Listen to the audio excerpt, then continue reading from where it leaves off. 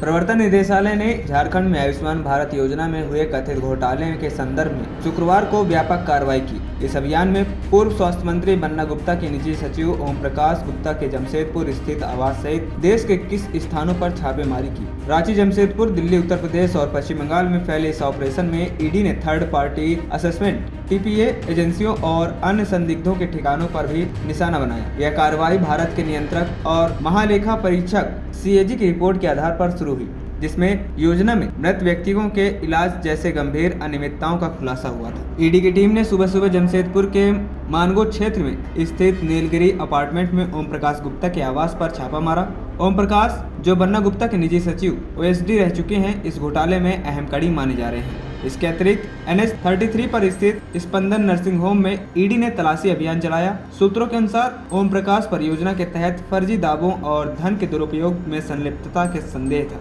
छापेमारी के दौरान सुरक्षा के कड़े प्रबंध किए गए थे। इसके साथ ही राजधानी रांची में भी ईडी ने कई ठिकानों पर एक साथ कार्रवाई की। बरियातू थाना क्षेत्र में अरविंद मार्ग पर रश्मि एनक्लेव और रामेश्वरम लेन में श्यामा एनव्लेक्स में सुजीत यादव के आवास पर छापा पड़ा। इसके अलावा अशोक नगर, पीपी कंपाउंड, एडल हाथू, लालपुर और चिरौंडी जैसे इलाकों में भी तलाशी अभियान चलाया गया। इस कार्रवाई की नींव तब पड़ी जब सीएजी ने संसद में अपनी रिपोर्ट प्रस्तुत की। रिपोर्ट में आयुष्मान भारत योजना के तहत झारखंड में गंभीर अनियमितताओं का उल्लेख किया गया, जिसमें मृत व्यक्तियों के नाम पर इलाज दिखाकर धन की हेराफेरी और फर्जी दावों का खुलासा किया गया।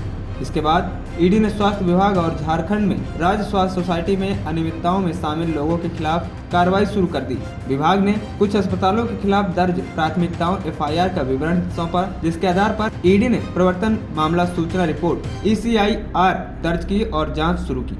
आपको बता दें, ईडी की यह कार्रवाई केवल झारखंड तक सीमित नहीं है। कुल 21 स्थानों पर छापेमारी की गई, जिसमें 17 झारखंड में, 2 पश्चिम बंगाल में, 1 दिल्ली में और 1 उत्तर प्रदेश में शामिल है। यह व्यापक अभियान इस घोटाले में राष्ट्रीय स्तर में फैले जाल की ओर इशारा कर रहा है। सूत्रों के मुताबिक योजना के तहत फर्जी दस्तावेजों के जरिए करोड़ों रुपए की उगाही की गई, जिसमें अस्पतालों, टीपी एजेंसियों और अधिकारियों की मिलीभगत संदिग्ध है। आयुष्मान भारत योजना गरीब परिवारों को स्वास्थ्य सुविधाएं देने के लिए शुरू की गई थी, लेकिन झारखंड में यह घोटाले का अड्डा बन चुका है। सीएजी रिपोर्ट के अनुसार मृतकों के नाम पर इलाज, फर्जी दावे और बिना भर्ती के भुगतान जैसे मामले सामने आए। ईडी अब इस काले कारनामे की परतें निकालने में जुटा हुआ है। जांच से जुड़े सूत्रों का कहना है कि इस घोटाले में करोड़ों रुपए के हेराफेरी की आशंका है, जिसके तार देश के कई हिस्सों में जुड़े हो सकते हैं। ANP टाइम्स की रिपोर्ट।